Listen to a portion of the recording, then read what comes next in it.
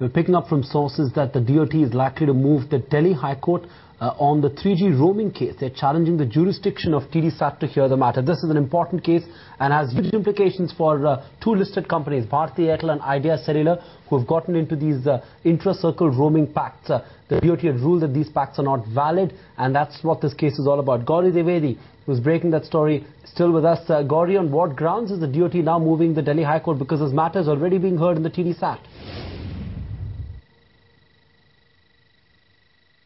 In fact, Sandeep, that's quite interesting. The fact is, tomorrow is likely to be the final hearing in this matter. TDSAT is expected to give an order. It's also tomorrow. What we pick up from sources that department is quite keen to actually move Delhi High Court. It is filing a petition on the grounds that TDSAT does not have a jurisdiction over this case. That was, remember, their first argument when this hearing began on 24th of December, that TDSAT cannot really take a call on this. It's a policy decision. The fact that spectrum sharing will not be allowed in 3G, it actually amounts to 3G roaming is something that DOT felt TDSAT cannot take a decision on. TDSAT gave a decision in favor of the telecom company, saying that it has jurisdiction on this matter, and something that DOT felt is something that it needs to move a higher court on. It is likely to file a petition by today evening challenging the TDSAT decision that it has jurisdiction on this matter. Of course, it has huge implications for the telecom companies, which were, of course, quite positive that the judgment could be in their favor also,